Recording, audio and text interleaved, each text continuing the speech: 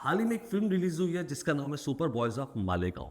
इस फिल्म में दिखाया गया है कि कैसे एक छोटे कस्बे में रहकर भी ऊंचे और बड़े ख्वाब देखे जा सकते हैं। आइए बात करते हैं फिल्म में नासिर और शफीक का किरदार निभाने वाले आदर्श और शशांक अरोड़ा से। आदर्श और शशांक एनडीटीवी में आपका स्वागत है। बहुत बहुत बहुत बहुत शुक्रिया। शुक्रिया मेरे। सबसे पहले ये बताएं कि नासिर और शफीक बनने के लिए कितना पसीना बहाना पड़ा आप लोगों को। मैंने दरअसल पहली बार स्क्रिप्ट पढ़ी थी 2021 में। मेरे को वरुण ग्रोवर ने, हम एक शॉर्ट फिल्म पर काम कर रहे थे उस दरमियान, और उन्होंने मेरे को स्क्रिप्ट भेजी थी और मुझे बहुत पसंद आई थी। और मुझे याद था कि मैंने ये डॉक्यूमेंट्री देखी थी कॉलेज के समय, जी। और मुझे नासिर की कहानी बहुत इंस्पायरिंग लगी, बहुत मूविंग लगी, बहुत रिलेटेबल लगी। इन शॉर्ट, उसने मेरे को बहुत मूव किया, उस कहानी ने मुझे बहुत मूव किया। और फिर मुझे बताया गया कि रीमा काकटी डायरेक्ट करने वाली हैं, जोया प्रोड्यूस करने वाली हैं, and all these wonderful actors. मतलब यही है कि ये बस एक सपने जैसा है कि सारी चीजें जो आप एक एक्टर, जैसे आप सोचते हो ना कि को एक्टर्स भी मस्त होने चाहिए, प्रोड्यूसर्स भी सही होने चाहिए, डायरेक्टर भी सही, ये सारे एक विश लिस्ट होती है एक एक्टर की हर प्रोजेक्ट के साथ, जो नहीं पूरी होती है। उसमें से एक दो चीजें भी पूरी हो जाती है तो आप अपने आप से समझौता कर लेते हो कि नहीं सही है, कोई बात नहीं। बट ये ऐसी पिक्चर, ऐसी बहुत रेयर पिक्चर ऐसी बनती है जहाँ पे ये सारी चीजें एक एक्टर के लिए, जो एक एक्टर चाहता है अपने करियर से, वो चीजें साथ में मिलकर आई। और मुझे बहुत बहुत मजा आया नासिर का किरदार प्ले करने के लिए। जहाँ तक कि आपका सवाल है, मुझे लगता है कि कोई भी चीज़ उतनी ही मुश्किल या आसान होती है जितनी आप उसको बनाना चाहते हैं। तो अगर अगर आप एक कैरेक्टर को एक स्केचबुक के तौर पे ले, तो आप स्केचबुक को एक ब्लैक एंड वाइट कलर से भी उसकी ढांचा भर सकते हैं, और फिर उसको हर कलर, हर शेड के साथ भी भर सकते हैं। सो जी। एज एन एक्टर, आप कैरेक्टर में जितना आप अपने आप को घुसने के लिए अलाउ करेंगे, आपको उतना मजा आएगा। आप उतनी चीजें डिस्कवर करेंगे कैरेक्टर के बारे में, अपने बारे में। जी। मैं मालेगांव गया था शूट शुरू होने के कुछ दिन पहले, और फिर नासिर भाई के साथ मैंने बहुत समय गुजारा। हमने एक्चुअली साथ में एक पिक्चर बनाई इस पिक्चर की शूट के पहले, जो मैंने जी। प्रोड्यूस की। जी। और नासिर भाई ने उसको डायरेक्ट किया, कुछ 12 साल बाद उन्होंने डायरेक्ट किया। कमाल की बात है कि 12 साल बाद भी जब उनको डायरेक्ट करने का मौका मिला, उन्होंने फिर से पैरोडी बनाया। तो जी। वो इतने authentic and he so true to himself even now. And बहुत बहुत अद्भुत एक्सपीरियंस था मेरे लिए बस नासिर को प्ले करना। I think this is the first time I played a real life character. जी। और बहुत अच्छा लगता है कि अभी भी मैं नासिर भाई से मिलके हम बातें शेयर करते हैं। एंड वो हमारे साथ थे प्रमोशंस के दौरान। टोरंटो भी हमारे साथ आए थे। वेरी लकी कि ये फिल्म बनी और मुझे मौका मिला। शशांक, आप बताएं, आपने फिल्म में बहुत कम बोला है लेकिन काफी असर करके गए हैं आप। अरे शुक्रिया जनाब। मैं बिल्कुल जो आदर्श कह रहे हैं ना, खूबसूरत बात है कि एक चीज में तुम उतना ही खून पसीना डाल सकते हो जो मतलब तुम्हारे दिल में है। तो तुम्हें काम सरल भी लग रहा है या कैरेक्टर मुश्किल लग रहा है, जो भी है काम, जो भी है फिल्म है नहीं है, उसमें तुम्हें जितना खून पसीना डालना है और तुम्हें उस काम को जितना अपने लिए मान पाना है, तुम्हारे ऊपर है। And film making is not an easy job. जी। Film making is a tough job. It's tough to make films, especially in our country. It's tough to make films. Sometimes films that don't fall into perhaps a very regimented agenda.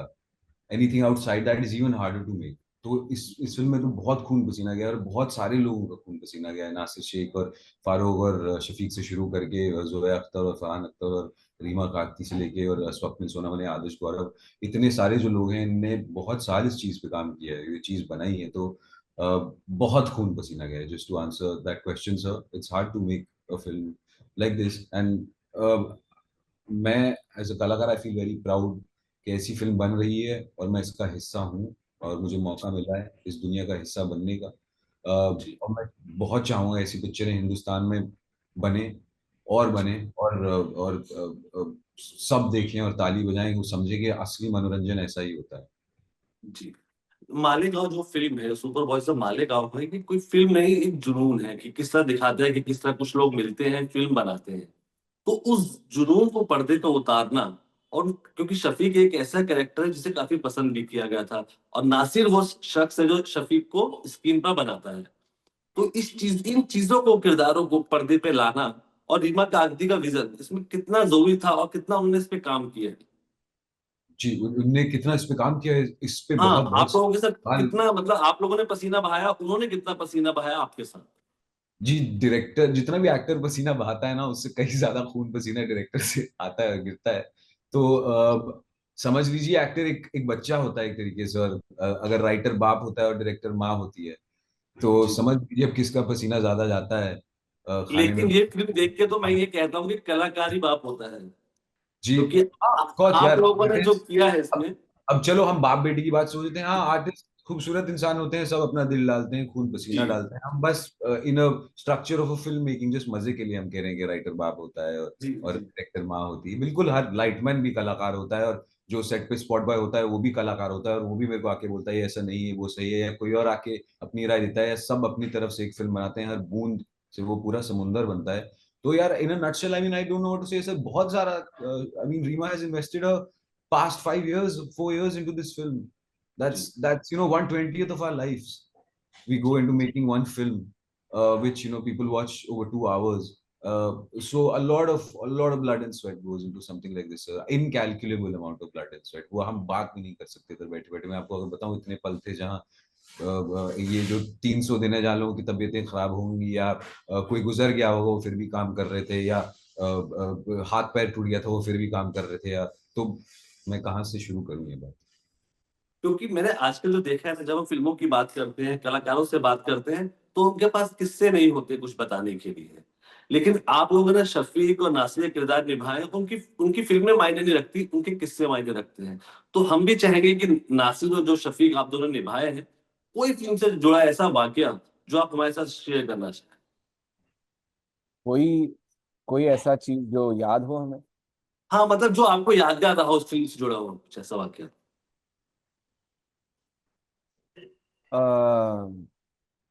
बहुत सारी यादें हैं। Climax scene shoot करने की बहुत मुश्किल था वो, क्योंकि हम 3 दिन के अक्रॉस, आप जो वो 2 मिनट का सीन देख रहे हैं लास्ट में जो सुपर स्लो जी, मोशन हो रहा है, वो हमने 3 दिन के अक्रॉस हमने शूट किया था वो। और तीनों नाइट शूट्स थे, और शुरू होते थे रात को 9 बजे, और सुबह खत्म होते थे सुबह 8-9 बजे। और जी, जितनी भी आपको बॉडी को आदत डाल लें, लेकिन नेचुरली बॉडी 2-3 बजे के बाद शट डाउन करना शुरू हो जाता है। तो जी, उसके बाद एक शरीर और दिमाग ना एक अजीब जगह पे पहुंच जाता है 3-4 बजे के बाद, जहाँ पे आप अजीब अजीब हरकतें करने लग जाते हैं, आप हंसने लग जाते हैं बेमतलब का। आप जी, बेमतलब का चीजें करते हैं, ताकि इसलिए बस कि आपके शरीर में इतनी एनर्जी रहे कि आप सीन को खींच लें और आप उसमें प्रेजेंट रहे। आप वो सारी चीजें करते हैं जो आप कर सकते हैं अपने आप को जगह देने के लिए। तो आई जी, थिंक वो 3-4 दिन मेरे लिए बहुत एंटरटेनिंग था और एग्जॉस्टिंग भी था। और साथ में हमारे हम सिर्फ एक्टर्स थे जो, खैर, ऐसे सिचुएशन को डील करने के लिए इक्विप्ड है, पर वो सारे जूनियर आर्टिस्ट, वो सारे बैकग्राउंड आर्टिस्ट मालेगांव से जो उस ऑडियंस में बैठे थे, मैं कभी नहीं भूलूंगा कि उनकी क्या हालत थी वो 3 दिनों में। और लोग चलते टेक में उनकी आंखें लग जाती थी, क्योंकि दूसरे जी, दिन आप सोचिए, आप एक रात पूरी शूट करके आए और फिर अगले दिन आप पहुंच गए, अगली रात वापस आपको 3 बजे चिल्ला रहे लोग के। और सेट, जो एक सेट का माहौल होता है, बहुत केओटिक होता है वो। जी, जी, जी, और मुझे याद है मैं उनकी चेहरे देखता था, और मुझे लगता था कि यार इनकी क्या मजबूरी भी रही होगी कि, और उसमें से कई सारे ऐसे लोग थे जो सुबह कुछ और नौकरी करके आते थे वहां पे। ओके, जो जी, मालेगांव में हमारी कहानी है ना, जी, वो जी, हमारी जूनियर आर्टिस्ट और बैकग्राउंड एक्टर्स की कहानी है असली में, फिल्म में। ओके, जी, तो वो एक बहुत ही मेटा चीज चल रहा था, मुझे लग रहा था हम तो कैरेक्टर्स प्ले करके अपनी होटल में जाके सो जाएंगे, पर ये लोग कल सुबह वापस 2 घंटे की नींद में जाके एक दुकान पे बैठ के अपनी दुकान खोलेंगे और सामान बेचेंगे, और फिर शाम को आएंगे यहाँ पे एक्टिंग करने। और जी, फिर उनको नींद लगेगा और कोई उनको उठा देगा और बोलेगा अरे क्या कर रहे हो, सीन में एक्टिंग करो। तो जी, वो 3-4 दिन बहुत मेरे लिए यादगार था देखना और एक्सपीरियंस करना मालेगांव को। जी, जी, जी। शशांक, आपको कोई वाकया? बिल्कुल सही बात है, बहुत सारे पल हैं, कहाँ से चुने उन दिन, मतलब मुश्किल दिन, अच्छे दिन। गन्ने का जूस सुबह सुबह बैठ के कहीं 5 बजे खेत से सबके साथ पीते पीते काम पे जाना, या जी, चाय टपरी के सीन है, जब पहली बार मेरे को अंदाजा आया कि ये माहौल है, ये सब कलाकार आसपास हैं, और ये चाय की टपरी पे बैठे हो, वो दिन बहुत बड़े यादगार है। सबके सब हम बैठे हैं, और एक एक एक फ्लेवर, एक स्वाद सा आने लगा, अच्छा ये चीज हम बना रहे हैं, ये चीज की हम कोशिश कर रहे हैं, ये है हम सब साथ में, हम ये कर सकते हैं। तो लोग यादगार रहते हैं यार मेरे लिए अक्सर। जो सिचुएशंस हैं लाइफ में वो बदलती रहती हैं, उठती रहती हैं, गिरती रहती हैं, पर जो लोग हैं वो साथ में लेके तुम जाते हो, तो लोग, मैं मतलब जिंदगी भर सबको, मतलब सपना है यार ये एक एक्टर का ऐसी चीज का हिस्सा बने। तो कभी जिंदगी भर तुम साथ में लेके ये पल जाते हो और बिल्कुल दिल के करीब रहते हैं वो। जो दिन रोए मतलब दिन रोते भी हो, कई दिन हंसते भी हो, और सारे दिन करीब रहते हैं तुम्हारे। ऐसा नहीं होता कि बहुत हर दिन ही अच्छा जाता है, कहीं कभी तबीयत भी खराब होती है, रोते भी, पर वो दिन भी बहुत खूबसूरत रहते हैं और वो यादें भी बहुत करीब रहती हैं दिल के। अगर हम फिल्मों की बात करें, मौजूदा बॉलीवुड फिल्मों की बात करें, तो अभी कस्बे और यारी दोस्तियां उनमें से खत्म हो रही हैं।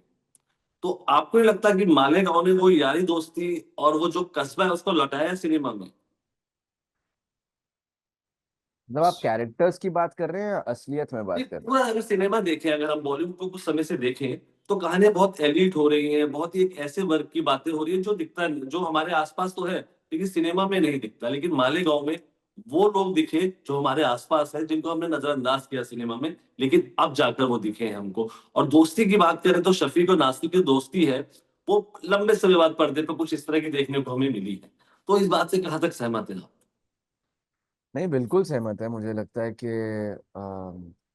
ऐसी एक्चुअली हिंदुस्तान इतना बड़ा देश है कि आप उसके टीयर 2 टीयर 3 टाउन्स में जाएंगे, तब आपको ऐसे लोग मिलेंगे जो इतने ऑथेंटिक है और इतने यूनिक है अपने आप में। क्योंकि शहरों में क्या है कि हम सब एक दूसरे की नकलची बन गए ना कहीं सेम कपड़े पहनते हैं, सेम तरीके का लहजा है, सेम बात करते हैं, सब कुछ सेम है। पर जब मैं जी। कभी भी छोटे शहरों में जाता हूँ या गाँव में जाता हूँ, वहां पे मुझे लोग इतने यूनिक लगते हैं और इतने मासूम और untouched by any form of corruption, जी। बहुत दिल के अच्छे और दिल के साफ लोग होते हैं। मतलब वो कुछ चीज हरामीपंती भी होती है उनमें, उसमें भी एक सादगी होती है, यू नो। तो मुझे लगता है कि एज अ व्यूअर पर्सनली मुझे ऐसे ऐसी कहानियां देखनी पसंद है जहां पे मैं ऐसे लोगों को देख पाऊं। और जी। बतौर इंसान भी मुझे ऐसे लोग, मतलब मुझे टीयर 2 टीयर 3 टाउन्स में ट्रैवल करने में ज्यादा मजा आता है बजाय इसके कि मैं कहीं एकदम कोई पॉश सी जगह चले जाऊं और वैसी चीज। क्योंकि यहाँ पे जो एक्सपीरियंसेस मिलती है वो आप उसको ट्रेड नहीं कर सकते हो किसी चीज के साथ। जी। जी।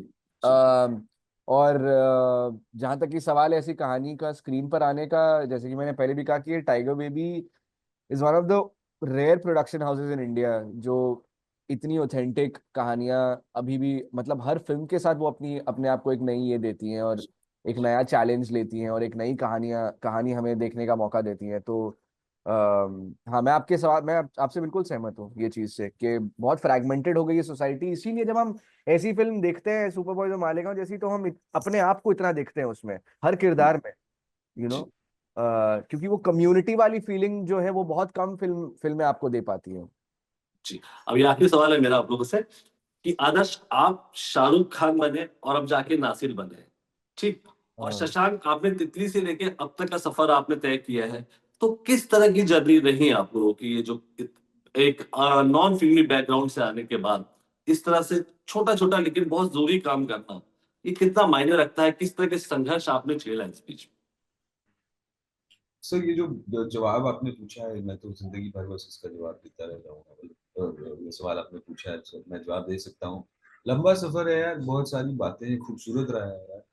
जो मेरा जो मेरी इच्छा थी अ, वो पूरी करने में लगा हूँ मैं। मुझे अभी भी सिनेमा से प्यार है, नफरत नहीं हुआ। मुझे इस शहर से प्यार है, जो लोग हैं मेरे देश में उससे प्यार है। It's been maybe not straightforward journey, but it's been beautiful. जी। अच्छा, बहुत बहुत खूबसूरत रही है।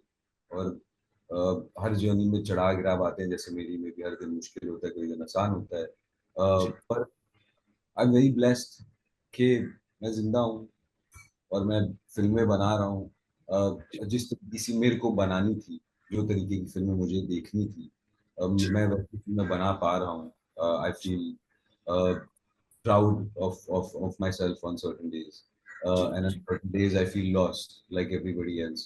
And then I pick myself up on those days that I feel lost. तो ऐसी कुछ जर्नी है यार। राजमा खिचड़ी पुलाव बिरयानी टाइप जर्नी होती है, सॉल्टी रहती है, कभी फैल जाती है, कभी नहीं है। But I can't be very objective. ये जर्नी चल रही है मेरी अभी भी, और मैं इस जर्नी के बीच में हूँ। तो इसको ऑब्जेक्टिवली आपको दो पंक्तियों में बताना नामुमकिन रहेगा। मैं आपसे पूछूं नरेंद्र जी कैसे रहे हैं पिछले 15 साल एज ए जर्नलिस्ट, जी। आप बताइए मुझे एक लाइन में। इट्स हार्ड, एक लाइन में जी। नहीं बता सकते आप मुझे ना, जी। क्योंकि बहुत सारी चीजें हुई है ना पिछले 15-20 साल में। तो बहुत सारी चीजें होती हैं, और life is beautiful, but yeah I I am blessed that I am getting to do what I love, and I hope you keep watching my films, sir, and I hope you watch all my films, and please tell everybody to watch all my films. आदर्श आप? मुझे लगता है कि अगर मैं time travel कर सकता और 14 साल के आदर्श से पूछता कि तुझे क्या लगता है कि 30 साल में तेरी जिंदगी कैसी होनी चाहिए, जी। और अगर मैं उस पन्ने पे 6 चीजें लिखता या 10 चीजें लिखता, मुझे लगता है उस 10 में से 9 चीजें आज मेरे पास है और मैं वो एक्सपीरियंस कर चुका हूँ। तो मैं बहुत बहुत थैंकफुल हूँ। अ, जी। मैं जैसे बचपन में अपने आप के बारे में सोचता था कि एक दिन मुझे ये चीजें करनी है, आज वो सब मैं कर रहा हूँ। जी। तो मैं बहुत खुश हूँ। जी।